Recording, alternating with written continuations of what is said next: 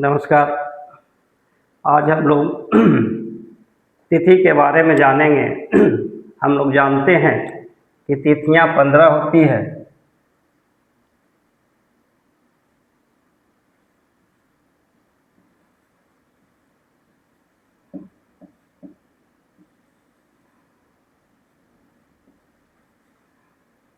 जिसमें हम लोग जानते हैं कृष्ण पक्ष, शुक्ल पक्ष।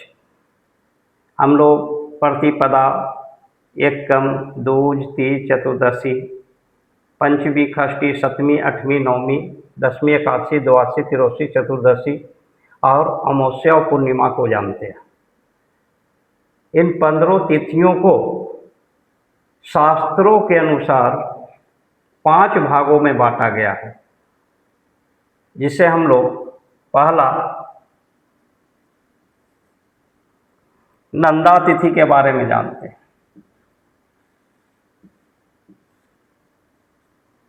दूसरा हम लोग भद्रा तिथि के बारे में जानते हैं। तीसरा हम लोग जया के बारे में जानते हैं।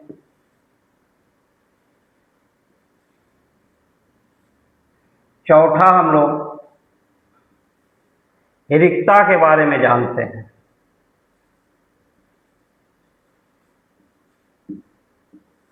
और पांचवा हम लोग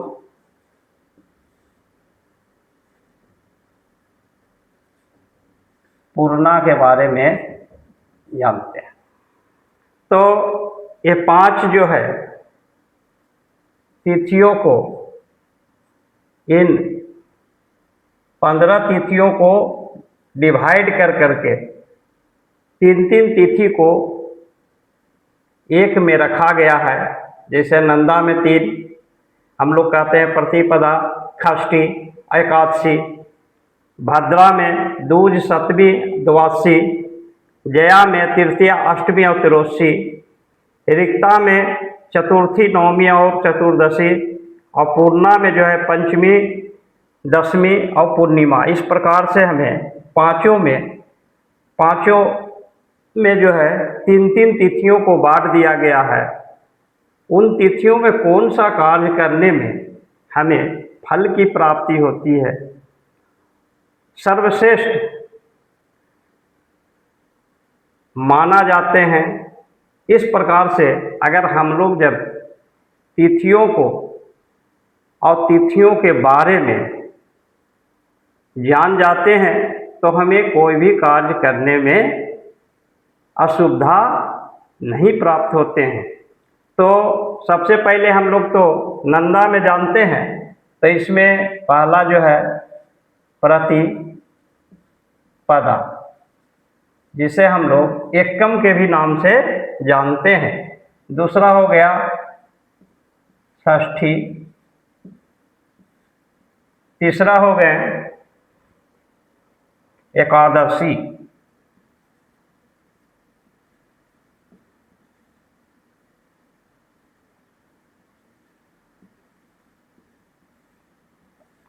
इस प्रकार से जो है नंदा में प्रतिपदा, षष्ठी, एकादशी। और भद्रा में जो है दूज हम लोग कहिए,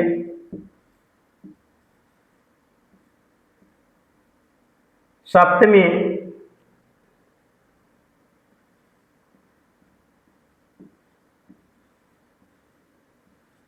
और जो है द्वादशी।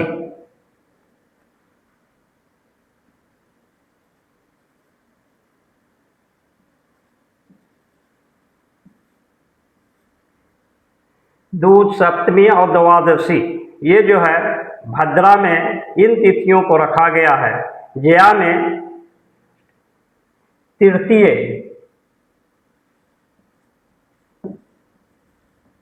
जया में तृतीय, अष्टमी,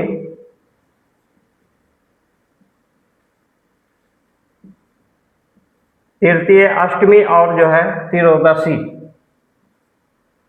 हो गए।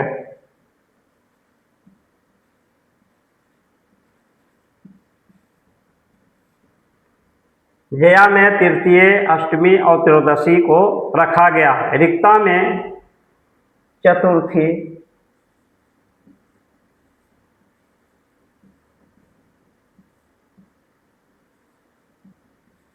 नवमी और जो है चतुर्दशी।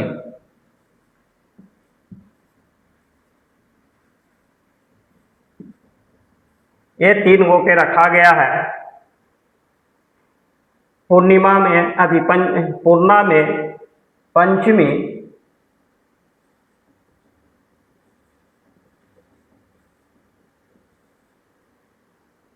दशमी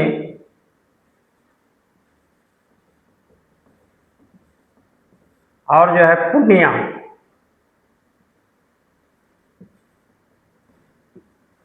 पूर्णिमा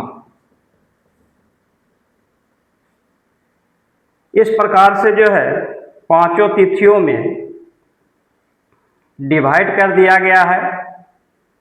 और अब जानेंगे कि नंदा में कौन सा काम करना चाहिए, भद्रा में कौन सा काम करना चाहिए, जया में कौन सा काम करना चाहिए, रिक्ता में कौन सा काम करना चाहिए, पूर्णा में कौन सा काम करना चाहिए। तो इस प्रकार से पांचों को डिवाइड किया गया है। अब हम लोग जानेंगे, जिसको प्रतिपदा को हम लोग एकम भी कहते हैं। तो हम लोग जानेंगे कि नंदा में हमेशा व्यापार करना चाहिए, व्यापार से संबंधित कार्य को करना चाहिए। किसी प्रकार के आप व्यवसाय करते हैं तो आपको वह फायदा देंगे। भवन निर्माण का काम करते हैं तो भी आपके लिए शुभ होंगे, सर्वश्रेष्ठ माने जाएंगे। तो नंदा में हम लोग ये सब कार्य को कर सकते हैं। अब आते हैं भद्रा के बारे में, जिसमें दूज है, सप्तमी है, द्वादशी है। अब कभी कभी कहा जाता है कि कोई भी काम करने के लिए तो हम लोग शुभ दिन का जो है निर्धारण करते हैं। ब्राह्मणों के पास जाते हैं, उनसे पूछते हैं कि मैं व्यापार करना जा रहा हूँ और व्यापार करना चाहता हूँ, तो कौन सा दिन अच्छा रहेगा, कौन सा शुभ मुहूर्त रहेगा। तो इसके बारे में हम लोग जानते हैं। लेकिन अगर इस प्रकार से हम लोग तिथियों को जान लें और कौन सा तिथि जो है नंदा में आ रहे हैं, कौन सा भद्रा में आ रहे हैं, कौन सा जया में आ रहे हैं, कौन सा रिक्ता में आ रहे हैं, कौन सा पूर्णा में आ रहे हैं, अगर इसके बारे में अगर अच्छी तरीक़ा से हम लोग जान लें तो बहुत से कार्य को हम लोग कर सकते हैं। तो हम लोग नंदा के बारे में जान लिए कि व्यवसाय से संबंधित व्यापार, भवन निर्माण के लिए हम लोग नंदा तिथि को चुनते हैं। इस नंदा तिथि में एक कार्य को किया जा सकता है जो सर्वश्रेष्ठ होते हैं। कहीं पर किसी प्रकार की परेशानियां उत्पन्न नहीं होती है। अब हम लोग जानेंगे कि भद्रा में हमें कौन सा काम करना चाहिए, जिसमें दूज आते हैं, सप्तमी आते हैं और द्वादशी आते हैं। तो भद्रा में हम लोग जैसे धन को खरीदना या अनाज को घर में लाना या पशुओं से संबंधित, जैसे हम लोग कहते हैं कि गाय को, भैंस को खरीदते हैं, तो ये शुभ माने जाते हैं और इनकी संख्या भी बढ़ते रहती है। इनकी संख्या में कमी नहीं आती है जब हम लोग यह कार्य को भद्रा तिथि में करते हैं। अब आते हैं जया। तो जया तिथि में हम लोग जानते हैं कि तृतीया, अष्टमी और त्रयोदशी, ये 3 वो जया तिथि में आते हैं। तो जया तिथि में हमको शक्ति से संबंधित कार्य को करना चाहिए, जैसे कोर्ट कचहरी से संबंधित कार्य को करना चाहिए। जैसे बहुत से लोग कहते हैं कोई शस्त्र को खरीदते हैं तो शस्त्र को खरीदना चाहिए, वाहन को खरीदना चाहिए। तो जया तिथि में अगर ये कार्य को करते हैं तो शुभ माने जाते हैं और यह कार्य सफल हो जाते हैं। रिक्ता तिथि के बारे में हम लोग जानते हैं, तो गृहस्थ से संबंधित कोई भी कार्य को करना उचित नहीं है। रिक्ता तिथि में हम लोग जब भी कोई भी काम को करेंगे तो तंत्र मंत्र से संबंधित काम को हम लोग करेंगे। तंत्र और मंत्र, तंत्र मंत्र से संबंधित कोई भी काम को करेंगे तो हमें रिक्ता तिथि में करनी होगी, जिसे हम लोग चतुर्थी, नवमी और चतुर्दशी कहा गया है। ये तिथियों में हम लोग तंत्र मंत्र के द्वारा जो भी काम को करते हैं वह सफल होते हैं। गृहस्थ जीवन से संबंधित कोई भी कार्य को रिक्ता तिथि में नहीं किया जा सकता है। अब आते हैं पंचमा में, पूर्णा तिथि में, जो पंचमी, दशमी और पूर्णिमा से संबंधित है। यह तिथि जो पूर्णा तिथि में आते हैं, पंचमी, दशमी और पूर्णिमा, तो इसमें हम लोग विवाह से संबंधित कार्य को करेंगे। विवाह,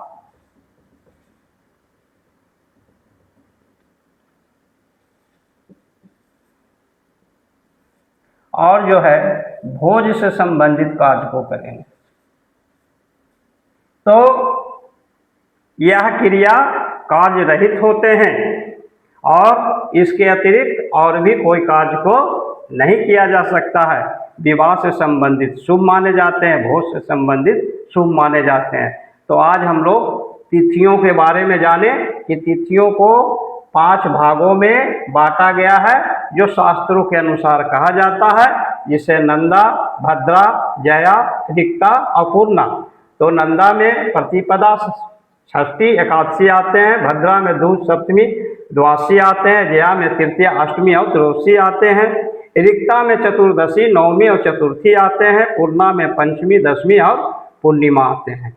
तो इस प्रकार से हम लोग तिथियों के बारे में जान गए। इन तिथियों में जो भी कार्य करना हो वह उसी अनुसार कार्य को करें, तो आपको हमेशा सफलता की प्राप्ति होगी। जय श्री राम।